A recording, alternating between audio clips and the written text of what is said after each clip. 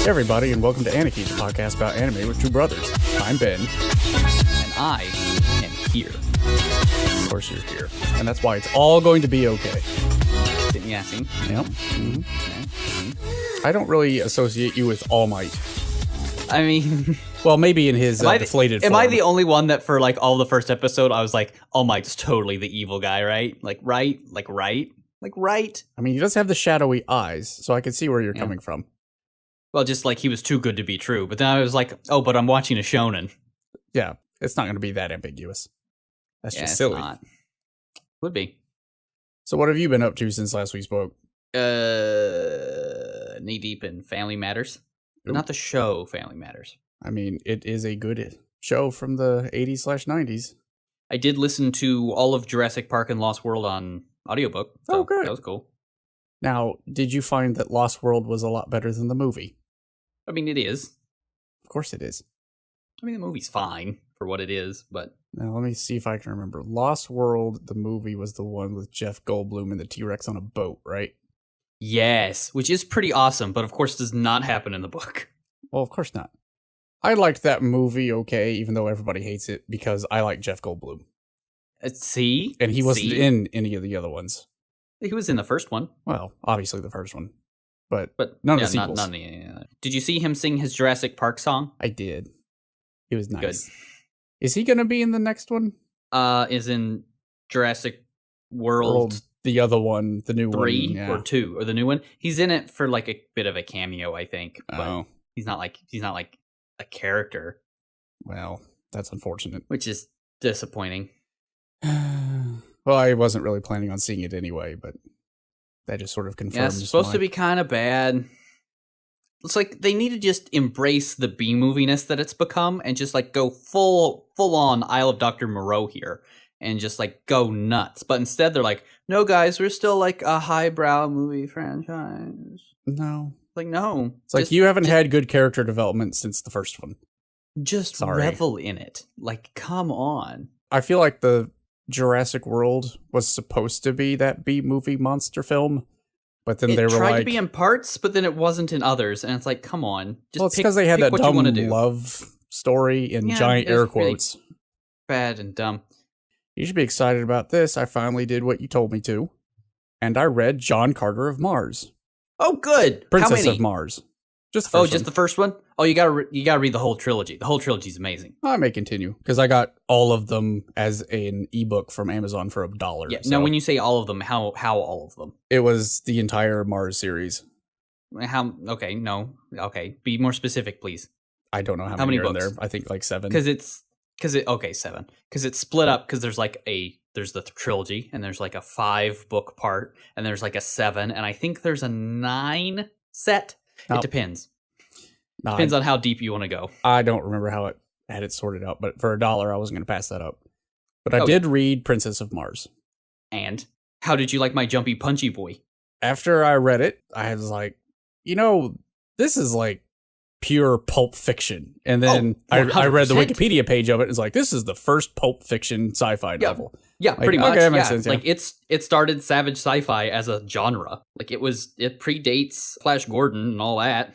It started that. And for what it is, it's good. Yeah, no, absolutely. It is nothing like, it is groundbreaking in that it is the first, and it is delightful to read. And you can totally tell that he's just like, you can tell it's a serial because he was just making shit up and being like, how can I leave a cliffhanger at this chapter? How is he going to get out of it in this chapter? He's going to be the best at everything ever, and he's just going to jump win. And punch someone. He wins. He's going to punch and jump someone. He's very good at that. Did you notice how he can jump and punch? Yeah, and did you notice that his hound was just amazing because he looked at it once? Woola is the best dog. Well, obviously, don't you hate I on like Woola. the fact that no one on this whole planet can tame these beasts. But I petted it once, and yeah. Well, because no one's been nice to them before, Ben. And then, you've got this princess over here, and how does he win her heart? Well, because they're both awesome. Yeah, he can Mars. He can jump and punch real good. Mars is really nice. And he does Mars very well. She obviously falls for him. And I didn't realize this. The book told me. But I conveniently forgot it. She's naked the whole everyone's naked the whole time, Ben. Everyone everyone on Mars doesn't wear clothes. Yeah. And I didn't remember that until like at the very end where it told me that again. I'm like, oh, they're all always naked. Cool. Just everyone's always naked all the time. Really cold there. No. It's really hot there during the day. It's very cold at night. Well, according to the Barsoom books, obviously, which canonically don't take place Okay, so technically he astral projects to Mars of the past, not Mars of current day 1800s. Or something. Yeah, or something. Mm-hmm. I guess I'll figure out how exactly he gets there and back at some later point. And how crazy are Deja Thoris and John Carter for each other? Very. So crazy. So crazy in love. They're the best. Ugh. I love those books. I can see why. I don't know that it's my particular cup of tea, but they are very good. It makes for light bedroom reading before I go to bed. Oh yeah, no, absolutely. Like there's no there, but I mean, they are a delight. Which makes you wonder how they screwed up that movie so bad. I know, right? It's pretty simple. It's as bare bones as you can get. I know, right? But they screwed it up real bad. There's lots of good visuals in the movie. I haven't seen the movie. Mm-hmm. But I've seen lots of stills from it and concept art. And the concept art and like a lot of the designs are real good. Yeah, I mean, I saw the trailer and the trailer looked cool. Who's his face? The best Green Martian to ever Green Martian. Tars Tarkas. Tars Tarkas is played by Willem Dafoe. See, that sounds delightful. See, doesn't that sound amazing? But then they bungle it all up. They like add a villain that's not even supposed to be there to like the third book and this, that, and the other thing. And they really just heck the whole thing up. That doesn't make any sense because they were handed a series on a silver platter. They really were. I know. They were literally, and it's in public domain. Serials. I don't know what they're doing. Literal serials. They were literally serials. So it's just like, look, you can cut out some parts of this book, but there's no reason to like change the plot here. Yeah. I don't know what they put in like a big grand conspiracy and all this. And it's like, no, Deja Thoris gets kidnapped a bunch. John Carter jumps and punches his way to Deja Thoris. That's essentially correct, yes. That's it. That's what happens every book. But he's also really smart. He's smarter than everybody Until else. later, his son.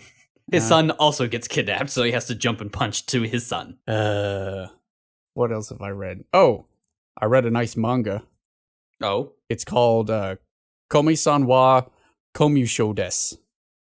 Okay. And it's totally out of my wheelhouse, but it's so adorable. I couldn't stop reading it. Is it adorkable? Kind of. The plot is, and you can decide how realistic this is or not. Razor thin. It is razor thin because it's slice of life high school. Oh, my favorite. But the plot is there's this cold, very mean and standoffish beauty at the high school, freshman. Does she have a Hime cut? She sort of has Hime bangs, but it's not a true Hime cut. Well, then... But she has cold eyes, she glares at everyone, she talks to no one because they're all below her. Or at least that's what everybody thinks. But it really turns out that she has extreme social anxiety and can't talk to anyone. Aww. Until this one guy notices that's actually the issue and actually starts talking to her via the chalkboard. And she confides in him that she can't talk to anybody and all she really wants out of high school is to make 100 friends. So he helps her. That's cute. It's really adorable. I don't know why I like it, but it's adorable. Well, that sounds pretty cute. It's definitely up your alley. If I had time. If you had time. I don't have time for these things. I don't have time. Never have like, time. Confession, full disclosure, I did not rewatch the first season of Boku no Hero Academia. That's fine. I don't doubt that it's not very hard to remember. I mean, yeah. And so with that, I guess we'll go into My Hime Academia. Man, that would be a much better show. Why can't we have that? Academia? Well, we did, because My Hime is actually a school anime for the first half. No, and no, the no, second no, half, no, to be honest. No, not My Hime, but it's My Hero Academia, except everyone's trying to become Himes. Yes, please. Yeah, let's just cut the episode there and brainstorm that. Yes, let's. Now the fans want My Hero Academia.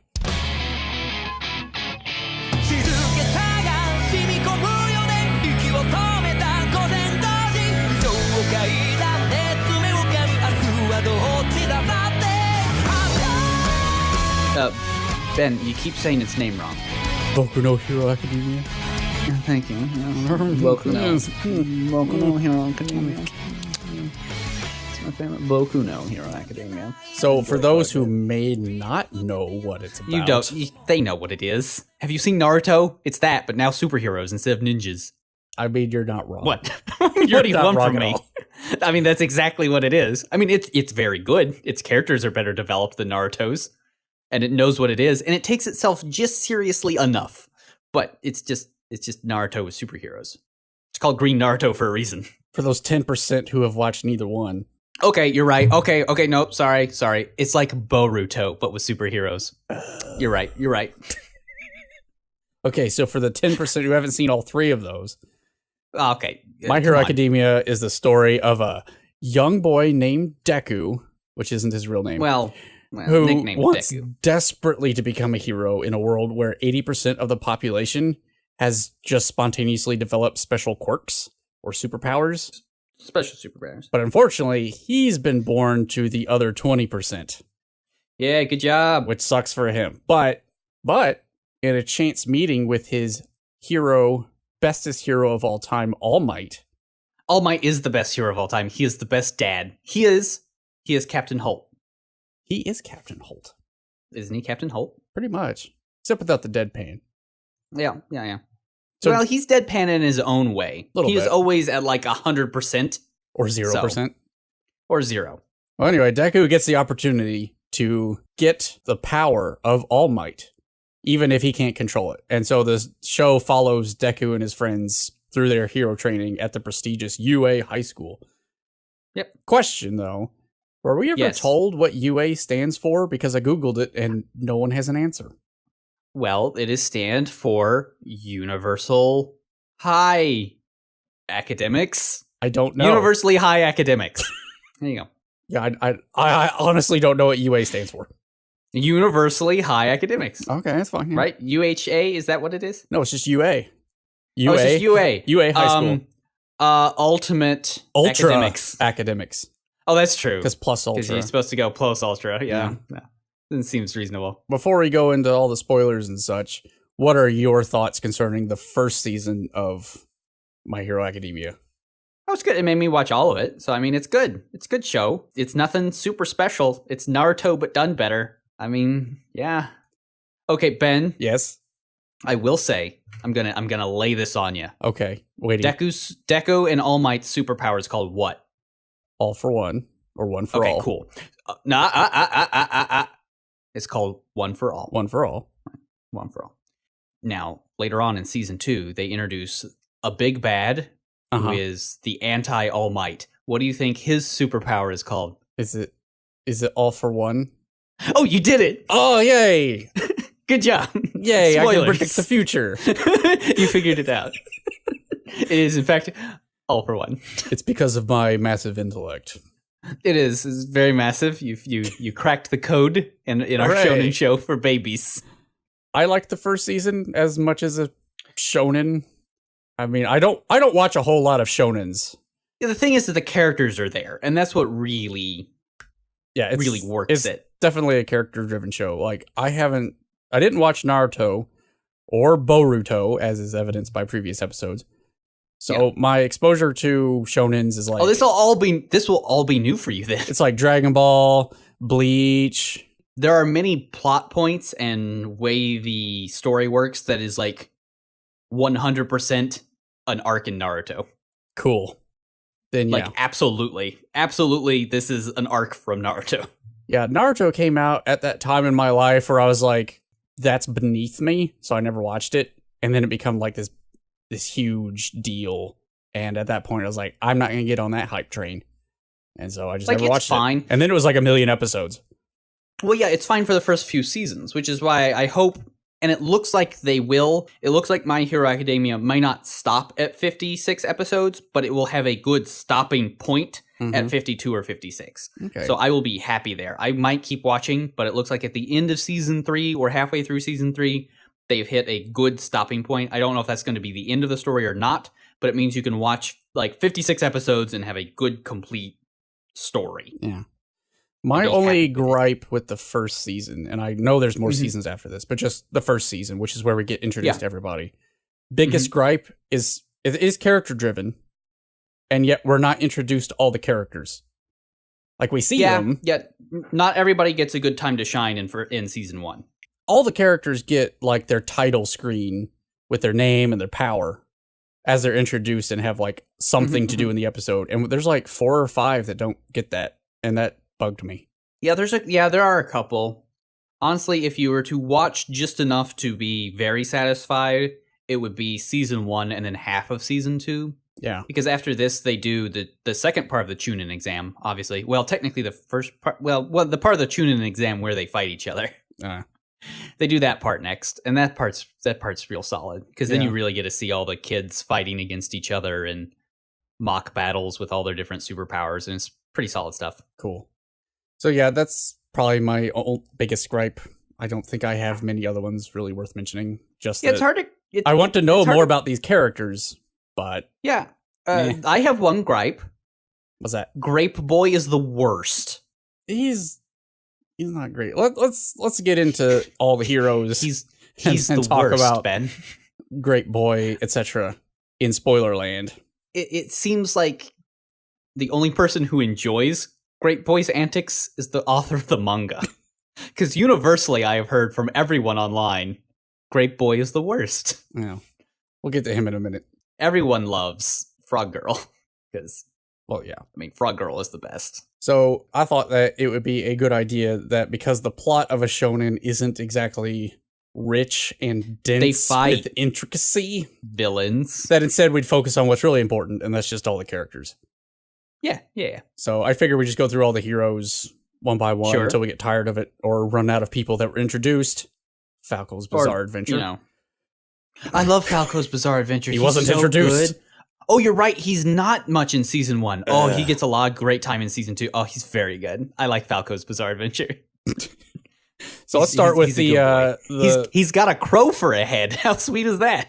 And he has a stand that comes out of his chest. I do love how in the show, in crowd shots and stuff, everyone has quirks. There's just weird people in every shot. Well, it's good. I mean, it's 80% of the population. Yeah, and it's just and they're weird. They are almost JoJo level weird powers, which is good. Some of them are just if everybody wacky. Has to have a different one, then yeah. Mm-hmm. So let's start with the main character, Deku. If you turn a puppy into a human being. Yes. I think for me, Deku is my least favorite character. And that has really one thing underpinning it. And that's the fact that he only really has 3 states. State 1 that's fair. Is he is overwhelmed. Yeah. 2 is he's confused, which could be part of overwhelmed. Or 3, he's determined, which is cool when it happens, but it's only like at the end of a fight. And it's like 10 seconds. Yeah. The other 2, he's not confused a whole lot, except when he just doesn't know how to fit in socially. But he's mostly overwhelmed. And that mostly manifests itself as he cries all the time. He is a sensitive boy. All the time. He's a good sensitive boy. Okay, so I was watching it, and I got to episode 2 or 3 when he gets the power from All Might by eating his hair. Sure. He's so weepy. And I complained to my wife about it. I was like, does he ever stop crying? And she's like, well, I think he does.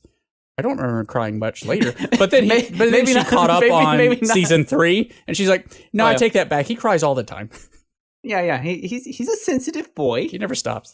Don't be hating on our sensitive boy. It makes him a very good Heian era hero, that's for sure. So he's just born He's always wrong moistening his sleeves.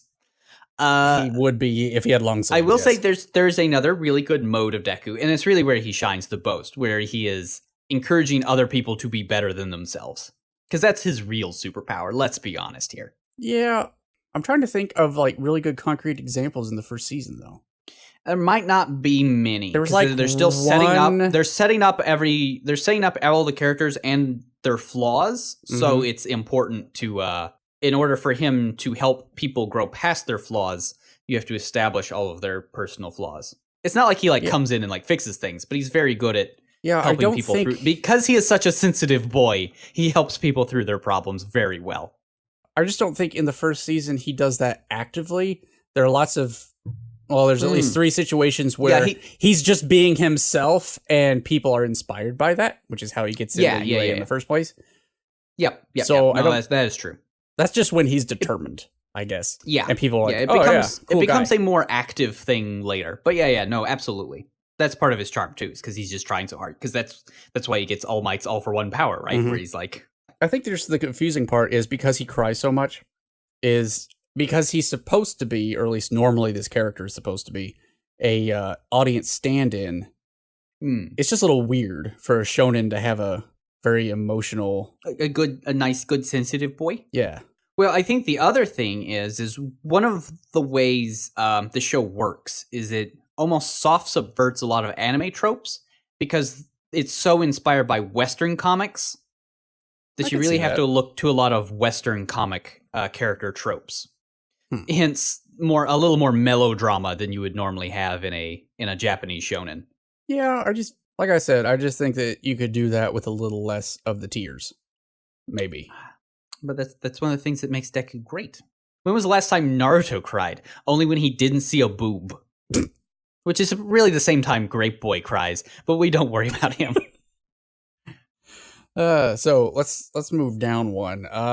Next, probably most meaningful character, at least in the first season, is Deku's rival or self-proclaimed rival, Katsuki or Katsu-chan. Well, you gotta have the pun. What? Bakugo. Bakugo? Yeah, it's his last name. That's the pun because he explodes. Oh, because he explodes. Yeah, his power is explosion. Well, I guess we didn't talk about Deku's power. He can punch things. He punched real good. He punches real good. It's actually not very good. Like, it has a good effect. This is one of the nice things I like about this show, is it does give Deku an overwhelming amount of power, but it limits it very well. Where, like, literally every time he uses his power, his body can't deal with it, so it breaks. It breaks spectacularly. Yeah, when he uses it, I don't know. There's something very visceral about the way his limbs become they awful. Flop about. And it's like, I really don't want to be watching this. Yeah, no, it is harsh. And I like that, because it's like there's a price to pay. He has to pay a very real and visceral price for his power. And it's really good. I really like that about the show. Especially when he figures out that he can, like, ration which limbs break. So he starts flicking people instead of punching them. Oh, yeah, it's really good, right? Yeah. But yeah, like, it's just like this really good trade-off where it's like, he's going to win all of his fights, but it means like he has to pay something physically to do so in good, satisfying ways. And it also means that the character has room to grow a lot better than in more shonen, where you just have to give him more and more powers. And this is just like, no, he can withstand his own self-destruction better and better as the show goes on. So it's not like he's powering up. He's just being able to utilize his limbs longer. Yeah, I think the only nitpick I would have about his power is I don't like it when his legs break when he jumps fast. I understand it. I totally understand it. But that particular instance, like punching, yeah, sure, but leaping, and then they just turn into basically like unoccupied pants, basically, with shoes attached. Yeah. It's like, yep. I'm not sure it worked that way, but okay. Still, ugh. Yeah, it's pretty harsh. It's harsh. He turns to Jello. He gets better. That's good. Better. So yeah, on to Katsuki, Mr. Explosion Man.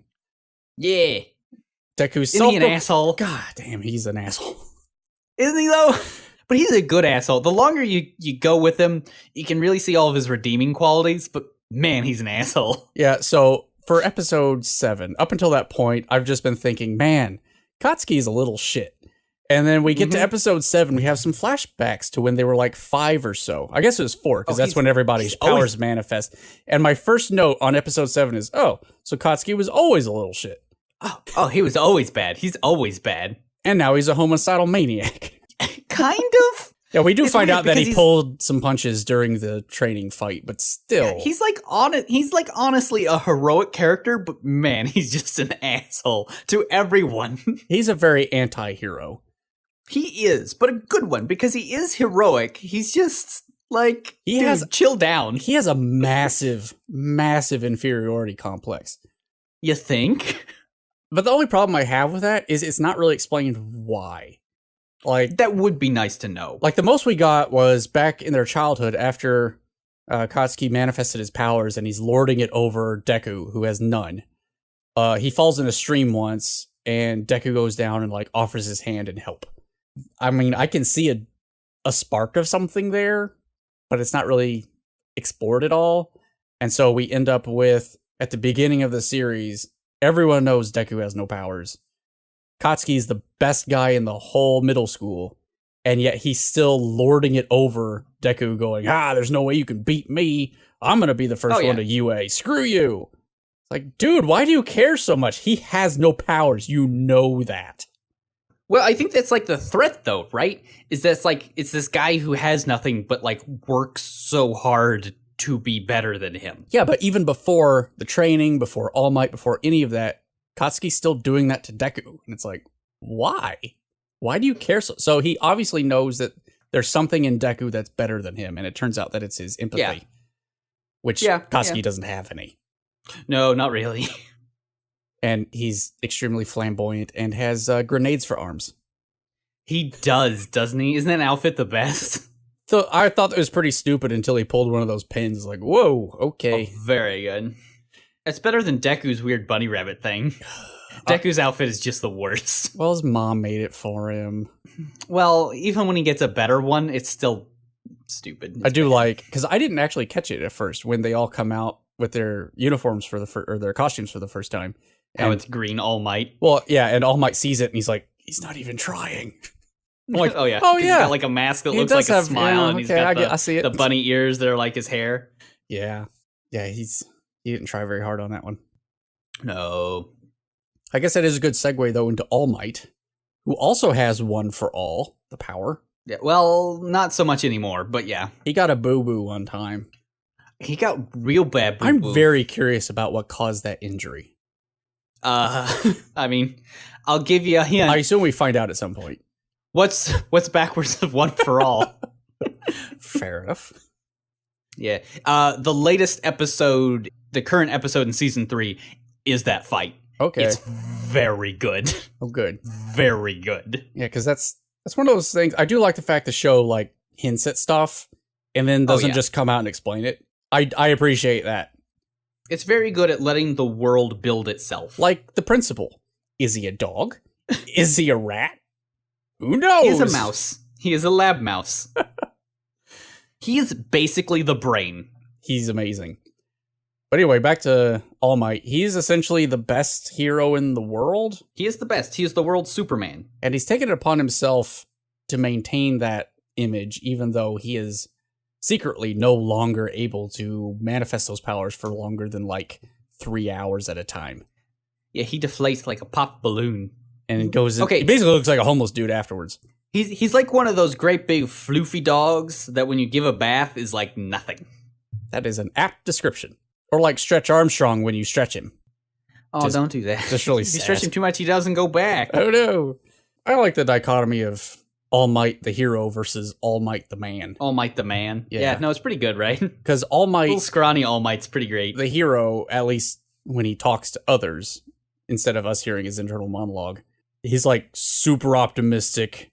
Don't worry, I'm here now. It's all going to be okay. But it turns out he's actually one of the most pessimistic heroes. He kind of is, yeah. Or at least pragmatic. Well, he's a very pragmatic realist. And I appreciate that in my heroes. Yeah, he's very much a realist, especially the longer the series goes, because, like, yeah, there's just lots of little great moments where he's just like, look, dude, it's not all fun and games. You gotta keep smiling, but that's for them. Yeah. For you, it's shit. It's very bad. This is what you signed up for. Your life sucks, but, you know. It's what you get for eating hair. Like a Viking, you grin and bear it, even though the world's gonna end around you no matter what. I mean, it's a valid life choice. It's good, good outlook on life, I guess. Well, you know, do what you can. It's better than all-out nihilism. Katsuki. Well, you know, yeah. Now, you know who doesn't have all-out nihilism is Uraraka, who is an innocent child. She is, isn't she? You just want to pat her little head. She is one of my 3 favorite characters. She's very good. Okay, who are your favorite characters? Now you know. Uraraka. Okay. Ida and Asui. Ida. Ida is Engine Legs guy. He is Engine Legs guy. He's good. And then of course Asui. Yeah. Because Froppy is the best. She's just great. Hands down, everyone loves her. She is fan favorite for no one knows why. Everyone has decided Frog Girl's the best. I think it's because she's it's not even like a weird cute. sex thing. She's somewhat cute, but she also knows what in the world she's doing, and she's got this pragmatic streak to her, but she's still optimistic. Yeah, she's weird, she's gross, she's very capable. She's a good mix of things. She knows her power, and she knows it's kind of dumb, but she's very good at using them. Anyway, back to Uraraka. So her power is 0 G. She can touch things and they can float. But it gives her a tummy ache. A really bad tummy ache. So much so that rainbows come out. Oh, yes. Poor one. Sometimes. She can't float too many things. So what I like about her power is that she uses it... There's lots of clever ways she does use it, and she uses it more and more clever ways as the show goes on. Because it makes it levitate, but it really does make it lose gravitational connections to things. So you can do clever things, like make things go very, very fast. Yeah. One thing I really liked was in the school when they were trying to evacuate, and during the dome thing where Ida was trying to run for help. Both instances, he gets 0 G'd and then fires up his engine legs. Yeah. And instead of what would normally happen in a shonen is he just goes straight. He does go straight, but he's also backflipping a lot because all the thrust is at his feet. And so he goes into this huge spin. Yeah, it's done well. That's good. I like that. Good attention to detail. Her power is done quite well. Minor spoilers, when they do the big round robin fight, she fights Bakugo. She's very good with her powers. Now, I don't know if this was demonstrated or not, but can she 0 G herself? I think she can. I think she uses that in that fight. Okay. She can 0 G herself. Because I don't know if that kind of touchy power works on oneself. Yeah. I know it does in D&D. I like her little tell that her quirk has that power because she doesn't have any... Her finger pads are like weird. It's nice. Are they? I didn't notice. Yeah, you know how in Men in Black they zap your finger pads away? Uh-huh. Her hands are like that. Oh. Go look at a screenshot. I will look at that. Uraraka hands. Why does that autocomplete? I'm sure that'll bring you up all sorts of fun stuff. Nothing really weird. She got like little gecko fingers. She does have gecko fingers. Yeah. She can turn off gravity on things. Well, boop, how about that? Boop. Little details. Little power. But she's just a little ray of sunshine, isn't she? She is. And she's one of those characters, like one of those three, where anytime we're looking at Deku being emotional, I'm like, actually, what's Uraraka up to? Because she's much more fun. Let's go see what she's doing. Or Asui, or anybody else. Yeah. Just not Deku. I like how she has a crush on Deku, and it's not, like, super bad or anything. No, it's done well. She likes him because he actually displayed some real heroics during the entrance exam. Well, and just, like, the way her crush manifests is, like, in good ways, where it's not, like, super gross all the time, where she's always embarrassed to be near him. No, she just encourages him and likes to hang around. Yeah. Seems normal. Cool guy. Normal things are good.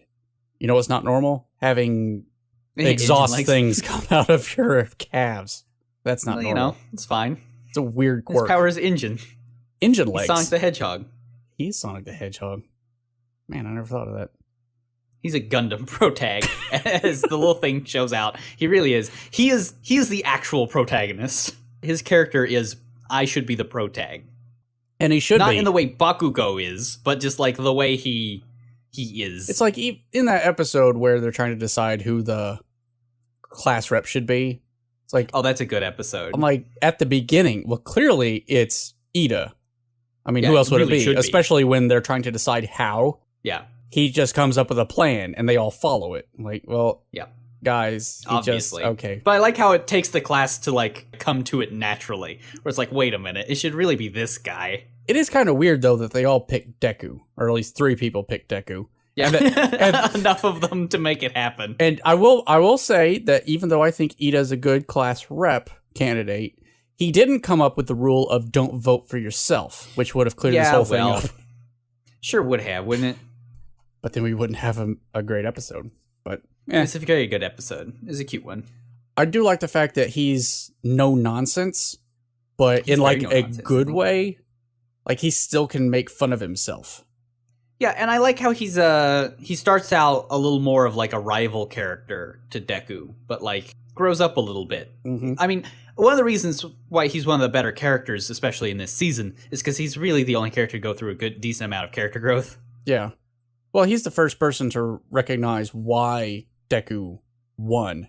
Like, immediately when he punched that robot during training, Ida's the first person to go, oh, crap, that was the real test. Ugh. Part of the test is, like, actually, like, are you heroic? Do you save people in trouble? Or do you just, like, go for big points? Yeah, and I think that's what's great about him, is because he doesn't take himself too seriously. He actually notes when he's wrong and fixes it, like, right away. Yeah, he's willing to see his faults and the faults of others and work to fix his and others' faults. He's a good guy. He's a good guy. I like him. And then we have Asui, the third person that I like the most. The true best character. Probably. So in season 2, near the end of it, they have an omakase episode that's not in the manga, and it focuses on Froppy. Of course it does. Why wouldn't it? It's very good. She gets an internship with the Coast Guard. It's very good. Well, I mean, that makes sense. If there was anything I would change about her, I think it would be her mouth shape. Oh, no. It really grows on you. It's either that or... It all works. The way she says ghetto. Like, it definitely works. Fair. It's the best way you can say ghetto. It's just got that little creepy edge to it, which I guess works. Yeah, but that helps. Because, again, like, one of the things about Asui is, like, she's just kind of weird and gross. But she's okay with that. She tugs that line of, like, she's real weird. Especially the fact that she can carry people with her tongue. And anyone she does that to is, like, okay with it. They're not weirded out by it. And they're not, like, turned on by it. They're just like, which is good. I guess this is happening now. I guess this is how this works. Yeah. All right. Yeah, sure. Whatever. Yeah. Makes sense. I also like the fact that her power is just frog. Frog. And everything that entails. And I like how that's how the narrator puts it every time. It's like, she's a frog. And basically everything that entails. It's like, oh, Didn't she mention some weird thing she can do with her spit? Oh, yeah. Yeah. And it's mildly paralytic. And, like, I think also she can throw up her stomach. Yes. She says sometimes she throws out her stomach so she can clean it. Like, yeah. Like, and when she says that, weird. Deku's like, oh, yeah. I mean, you are a frog. I mean, that's what frogs can do. It sounds like a frog thing. Yeah, sure. Question is, was she a polywog at one point? Well, your powers manifest at 4, so no. Did she have polywog powers before the frog powers? No, but I bet when she was 4, she got a kiddie pool and just sort of wiggled around in it all day. Yes. I will allow it. So let's move on to someone who's actually gross. And it's not Grape Coon. Okay, I feel like Yuga's not that gross. It's Yuga. His power is pelvic thrusting, which is pretty sweet. Well, technically it's navel laser, which gives him a tummy ache. It does give him a tummy ache. Now, I'll admit, so when I first saw him for the first couple episodes, I was like, I hate that guy. I hate everything about him. But he really grows on you, and I hate his mouth. Oh, I hate his mouth. Like, every time I see it, he has the quintessential punchable face in as few lines as possible. I don't know how they did it, but they did it.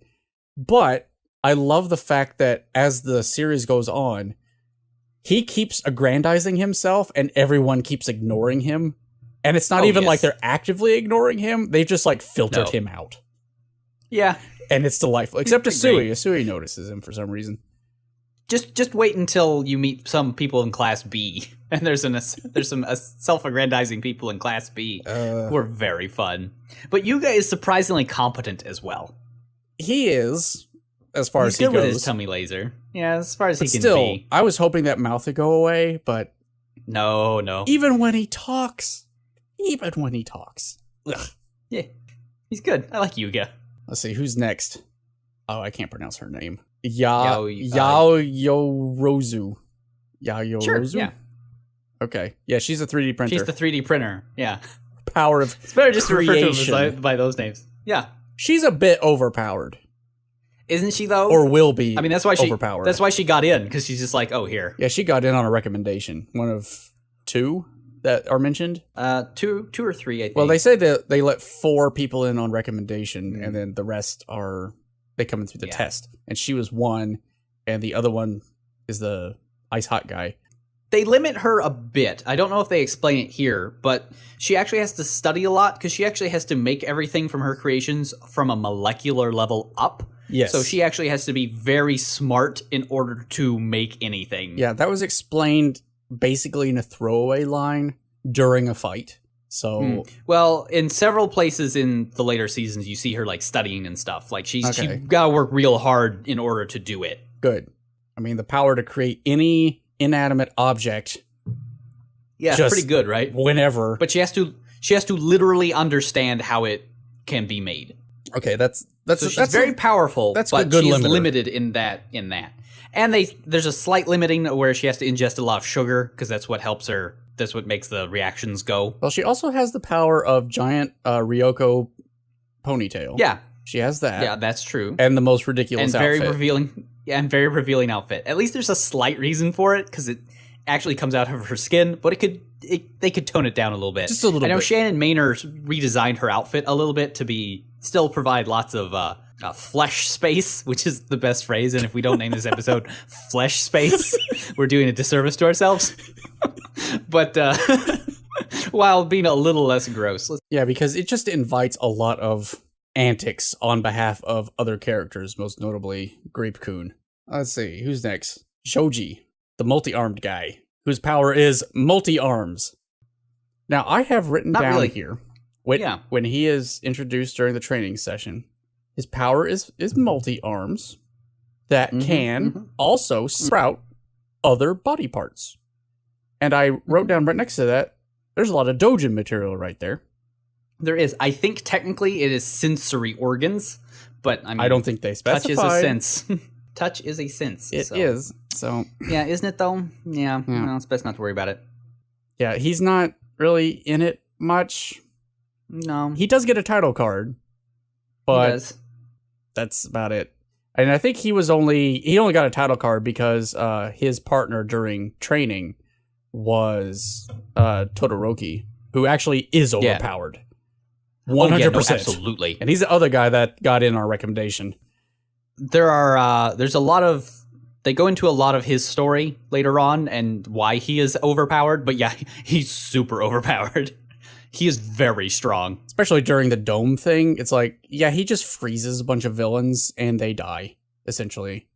Oh, yes. And it's fine. No, he is very good. It's like, he is extremely overpowered. Okay. I think you win here. Unfortunately, he is highly traumatized. So his family life is not A-okay. That's why he's got his hot side, Also, he can overheat or overfreeze. So he has to keep that nice balance. He does, but there are mitigating circumstances. So, well, that's good. But Todoroki is really cool. He's a good character because he's another character. He's got depth to him. Like the major characters, one of the reasons they're good is because they actually have depth, unlike a lot of other shonen characters. Because like Deku's got depth, Ida has depth. Bakugo, I assume, will get depth at some point. Someday. But like Todoroki has like good depth to him. The characters are more than just, here's their wacky superpower, here's the ninjutsu they're good at, and their personality is exactly what it would be for this. And here's why they're traumatized. Like, there's that, but they get it a little deeper than that. Well, speaking of getting deep, now we move on to Minata, who also we've been calling Grape-kun, whose power is both sticky hair and being gross. Although in the first season, I don't think he was that gross. He's not too bad. He just seems like the normal Lecture character, but then it gets worse. He literally gets more spotlight episodes than like everyone else. It's very strange. I don't like that idea because I didn't really like it. Like no. His character is he's gross, but he also has the Deku problem where he cries all the time. So he has no redeeming qualities and he cries all the time. But he cries for no good reason because he's a coward. He's a coward and doesn't get to see a boob. Yeah, he literally says when he thinks he's about to die that he never got to touch 3D printer's boobs. And it's like, did you really think you even had a chance at that? He's bad. Like, I like the idea of his power because it seems bad, but yet they use it in a clever way, yeah. In very clever ways. But he's a gross character who like should be not just be not him, please. Yeah, I know he gets worse. Can we trade him out for Hard Boy 2? Can we get Hard Boy 2 instead of him? Actually, could you explain to me the Hard Boy joke? Boy? I don't get the Hard Boy part. He can turn hard. Oh, is that it? That's his power. Okay. His power is he turns hard, so he's Hard Boy. And the other guy is another guy from Class B who can also turn hard. So it's just Hard Boy 1 and Hard Boy 2. Okay. They have to fight each other in that round robin tournament. It does not end well for either of them. They just pound on each other until they double KO. Cool. Let's see. Next we have Kyoka, who has the power headphone jack. I like her. I want more spotlight of her, but she never gets any. And they still, they don't explain her power super well, ever. Well, it was explained she can amplify her heartbeat to a very she can, annoying amplify level. her sound in things, and she can plug her ears into things to hear things. It's a little vague. Yeah, and she does seem like the Hot Topic chick from Naruto. Yeah, but I do like her, but... she's not in the first season much. She has an episode where she has a lot of lines, but not much happens. And in that same vein, we have Denki, who has the power electrification. He electrocutes himself stupid. I do like that fact. That's a good go. A lot of the powers have a good downside to them. It's nice. Yeah, and his is, if he uses it all out, he goes super stupid. He go dumb. He zaps himself stupid. And just like a good stupid. I like how his face just turns to One Punch Man. It does, doesn't it? Yeah. Whatever his face is. Saitama face? Saitama. He just gets the Saitama face after he's zapped enough. He zaps to the extreme, Ben. To the extreme. He is Pikachu. Sonichu. Only Sonichu can zap to the extreme. One other person I want to talk about, because he's in a lot of episodes, is Eraserhead. I don't remember his real name. I don't know either, but he's good. I like him. He's a good teacher. From the moment he appeared, even though I didn't know he was a teacher at the time, I was like, okay, I like this guy. Because he shows up in his sleeping bag going, cool. Just roll me in. I don't really want to. He's pretty cool. I don't want to deal with this. He's a good, chill guy. But he's a good guy. He's good. He's mostly a chill guy. He does do some weird things, like telling everyone that he's going to expel the lowest scoring person on the first day of tests. And then he's just like, lol. Makes you work harder, doesn't it? What's he call them? Like strategic fabrications or something? Yeah, but actually what's interesting about that is we find out from All Might, right after that, because they have a little exchange between the two of them. Every year prior, he actually has expelled people. And he didn't this year, and that's because he saw something in Deku. Yeah. Kind of a jerk move, but kind of nice. It's like he's basically the thief type of the Heart of Gold. That type character. Also, he has a cool power where he can erase people's powers as long as he's staring at them. Well, no. If he blinks, they go away. As long as he has looked at them and doesn't blink. Which is why his eyes are always bloodshot. Yeah. But no, he's a pretty cool guy. And he's a good hero. He does lots of really good selfless acts. Yeah, we only get really one of those during the dome sequence when he basically fends off the army of villains to allow the class to escape. Yeah. I feel in that particular instance, it's probably more of a teacher just defending the kids, which may or may not be selfless in and of itself, but I'm sure we'll see more of him actually being selfless later on. Yeah, no. Eraserhead's cool. He's a cool guy. Granted, he's basically just what's-his-face from Naruto's teacher. Basically just that character again, but, better. A lot of the characters are just Naruto characters, but done better. Yeah. I have written down here to talk about others not mentioned, because, like I said, there are several not appearing in this film? Yeah, so we got, Falco. I love him. Invisible Girl. Oh, no, you've seen her. She's in a couple episodes. She's actually been in every episode, turns out. You'll miss her. No, really, she is. You will notice her. You'll be like, why is there... what's nice is they don't really introduce her, but you see, empty clothes several times, and you're like, wait a minute.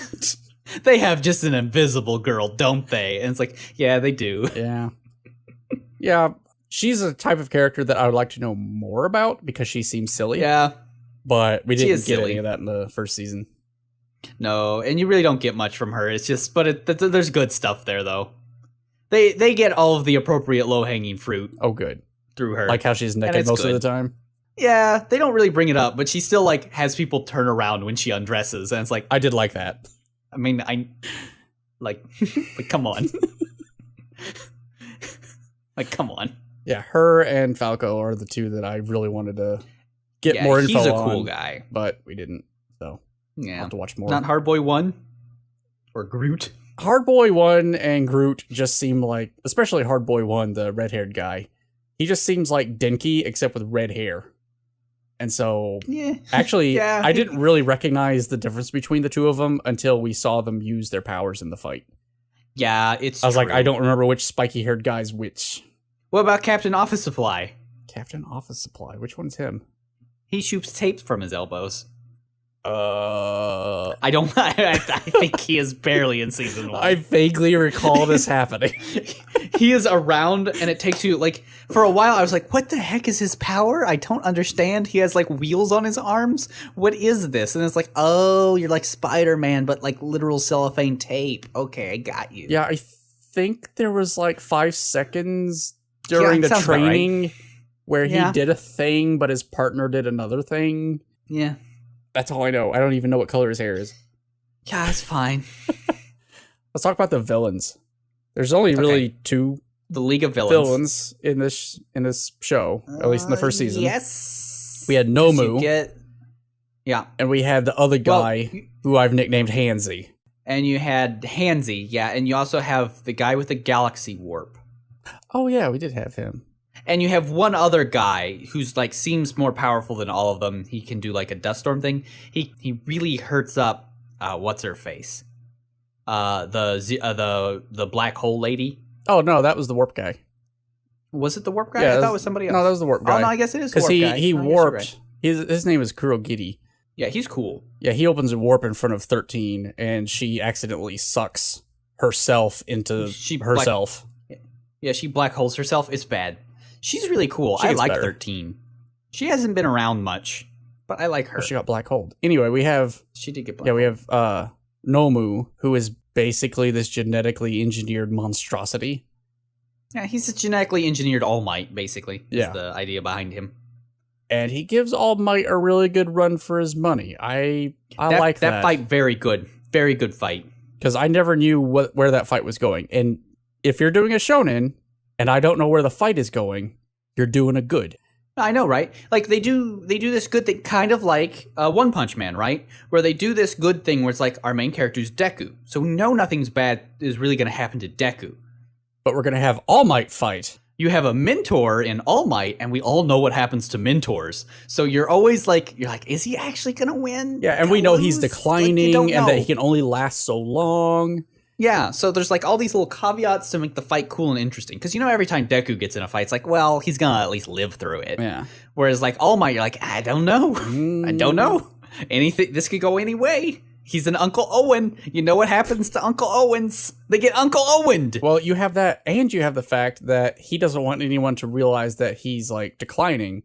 So you have that extra thing of, well, even if he finishes this fight, everyone's going to find out that he like deflates, and the jig's up. Yeah, there's all sorts of like good tension points that they do by having All Might fight people. Yeah. Because even with the All for One fight, like way later on, again, you just like never know. It's always up in the air. Like what's going to happen. Yeah, and that brings us to what I feel is so far the best villain, and maybe one of the most interesting characters because I don't know anything about him. Hansy. See what his real name is. Oh yes, no, he is basically the top villain for what we care about. Shigaraki. And he's a good character. He's so freaking creepy. And that's really good. If I can look at your villain and be creeped out every time I look at him, not just initially. Do you want to know? Do you know a spoiler? No, I don't want to know where the hands come from. I want to find out myself. Okay. I have theories. Good.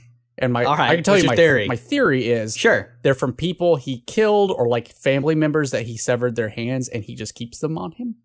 Yeah. That's you did it. That's my guess because he talks like he loses the hand that was covering his face, which is really creepy. And very creepy. Like he just goes completely catatonic. Like totally useless and keeps talking about I'm sorry, father, until he finds the hand again. So I figure that's it, but there's probably a worse turn than just. Oh, there's more. Yeah, there's a lot of turns because, like, at the end of season 3, there's another turn for him, and you're like, oh dang. Yeah, so I'm like, This guy he didn't pop out of a horse. He popped out of a warp, but he's bad news. Yeah, he's pretty bad news. 100% bad news. Like, he's legit. And he's interesting. He's an interesting foil. And not only that, but he gives a stereotypical reason for why he's attacking the school and trying to kill All Might. He gives this reason about he wants to show that hero violence and villain violence, there's really no difference. It's just that society's decided that hero violence is okay and villain violence is bad, even though they're the same. And All Might is like, no, I think you're really in it because you like watching people get hurt. And he's like, dang, he got me. Yeah. Like, yeah, there's not too many just pure sadist characters anymore. You got Dio, and that's it. He's also, like, childish and immature, and they, like, really work on that through the later seasons by building him up and making him more mature. It's very good. I will say something about the League of Villains, though, at the end. Sure. They go out like punks. I don't know if they go out like punks. I'm talking about when they retreat back to the little bar thing at the end of season 1.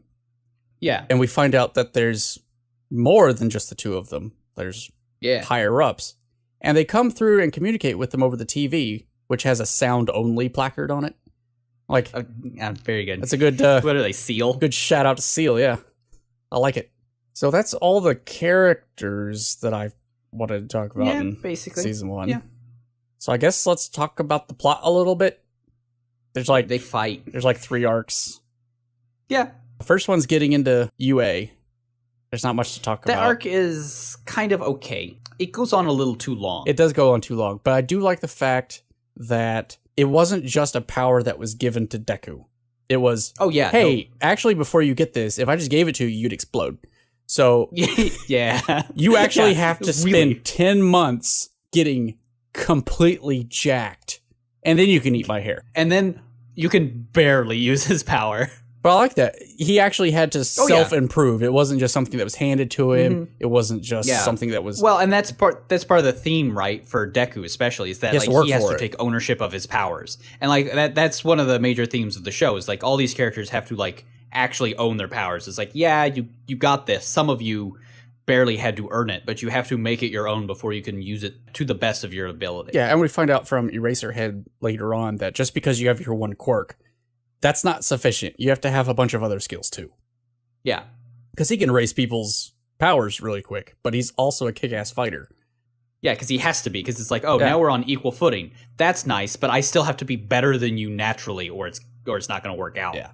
I have to be better than you in your quirkless state. You could still like shoot me with a gun or beat me up with karate. So I have to be able to not die to those things. I will say that the test to get in, 2 big things I liked about that. One is the obvious turn that, hey, defeating the giant 0-point robot was the real test. Well, and it's not defeating the giant 0-point robot. It's saving anybody from it. Right. Because it won't earn you any points. Which Deku does. And I like that that's part of the test that we don't find out until after he's done it.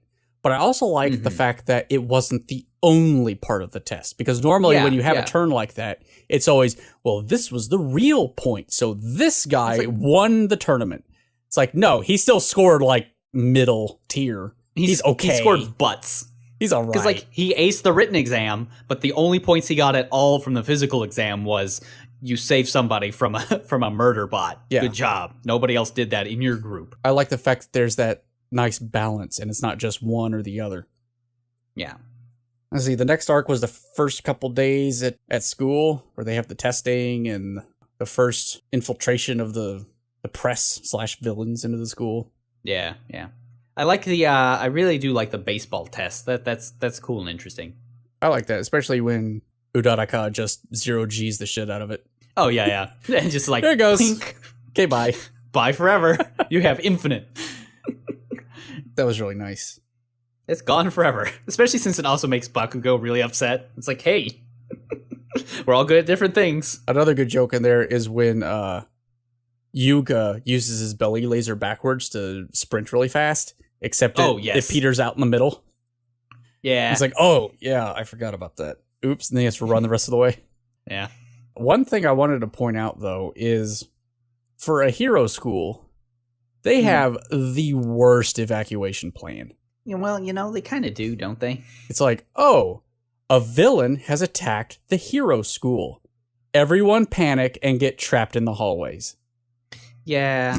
Well, I think the real plan is have All Might punch it.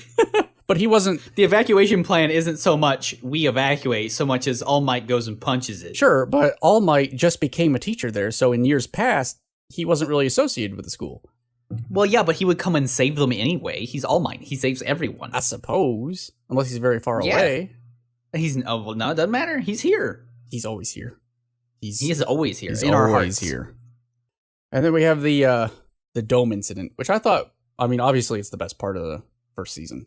Yeah. I mean, it's the big climactic fight, but it does good to highlight everybody, and it makes everybody useful, and you get to actually see people's abilities in real world situations. Well, some of them, because there were a couple of zones where, like with Falco and Hardboy 2 or 1 and Groot. Hardboy 1. Hardboy 2 is in Class B. My bad. God. And we know they were doing stuff because we cut to them for a few seconds every once in a while, but we don't really get much.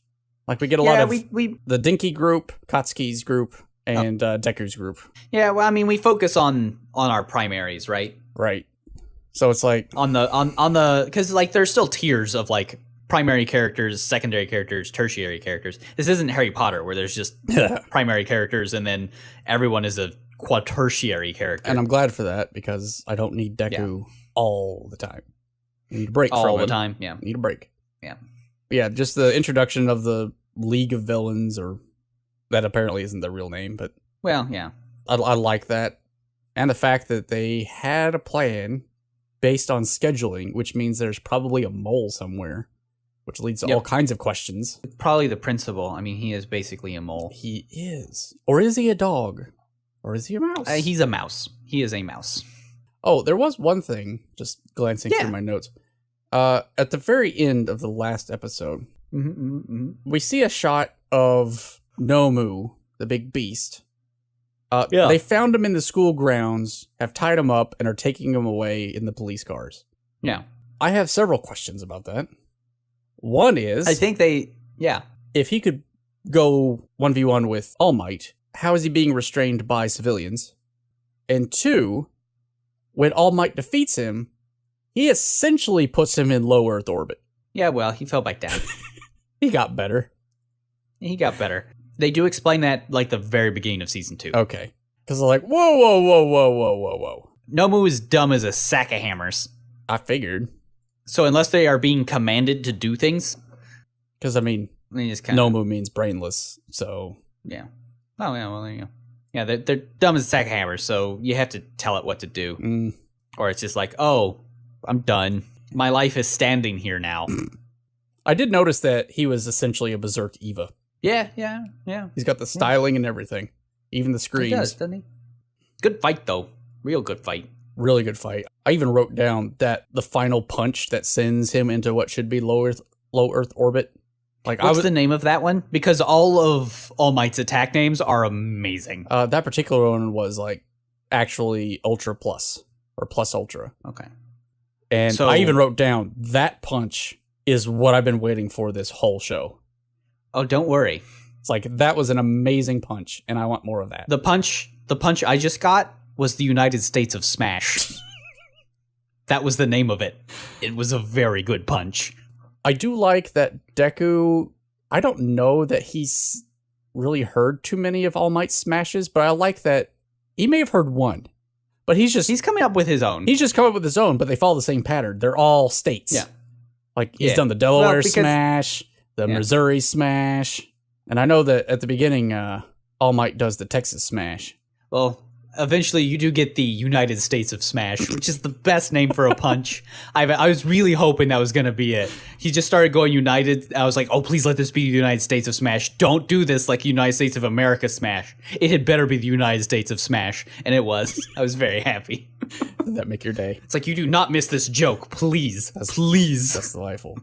So maybe take a few minutes and talk about the world building. Yeah.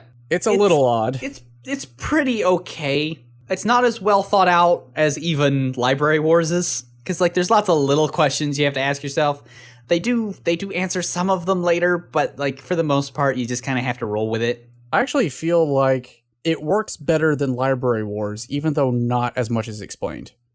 And I feel like it's because it's just silly enough that it's like, okay, oh, yeah. sure. Yeah, it takes itself just seriously enough to have the drama while still remaining up in the air enough to be like, yeah, okay, sure. Like the policeman has a literal like Rottweiler head. Yeah, all right. Yeah, why not? Sure. The only thing I have about like a sticking point that I have with the world is the insurance premiums in this world must be insane. That's true.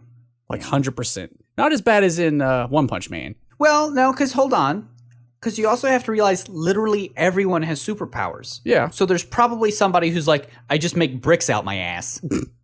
I mean, that's basically what the cook guy does, except with food. Since like nothing, there's no conservation of energy or mass here. So I guess that is true. It means that like you can just break the rules. So yeah, insurance premiums might be high, but in order to fix things, it's probably real easy since everyone at least has some superpower that gets to like freaking break reality. Yeah. But I mean, there's a guy who literally shits bricks, okay? Like that's pretty useful. I mean, it seems bad for fighting villains, but you need your house repaired. Yeah, we have all these people that guy who aren't a bunch necessarily of heroes. You got it. Because we got 80% of the population that has a quirk. And yeah, it's at least something. Like, what is it that Deku's mom can do? And Deku's mom is Shadow, the best character in the show.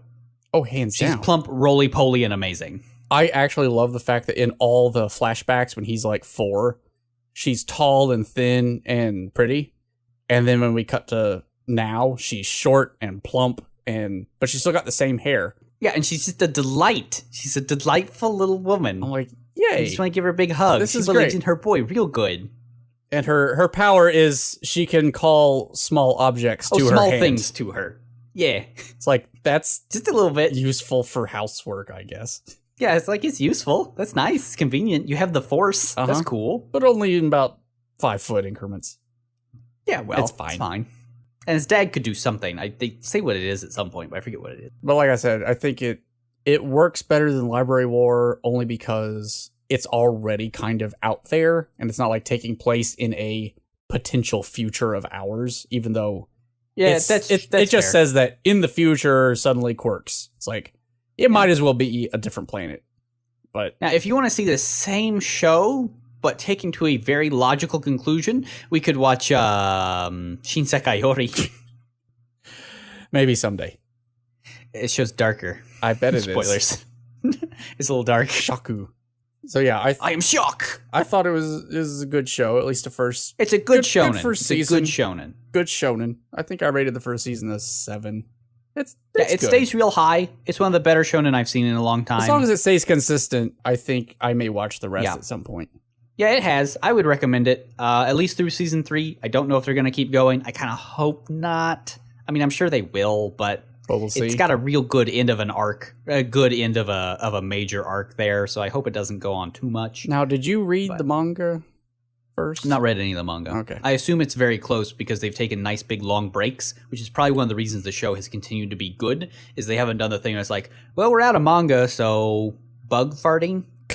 Want to fart on bugs? That's nice. How about stuffed animals that are ghosts or something? No thanks. We could do that. Yeah, see, no bueno. So, what are we going to watch next time? I guess we could do Made in the Abyss. Made in the Abyss. Yay. I'd watch that. That's a good one. That's one you've seen first, so. Yes. Well, I guess we did that with No Game, No Life as well. So yeah, I guess next time we will watch Made in Abyss, and we will see you then. See, I always thought that show was Maiden Abyss, like it's an abyss of maidens. And I was really into it, but then I read the title and I was like, nah. Yeah, I guess that would go along with the My Hime Academia. Oh, yeah, maybe those are the same show. Or maybe they're sequels. Maybe the maidens come out of the abyss and go to the Hime Academia? Sure, yeah, no, I'd still watch that show. That show's pretty okay. We should write that one. Find someone who can draw good. Make our millions.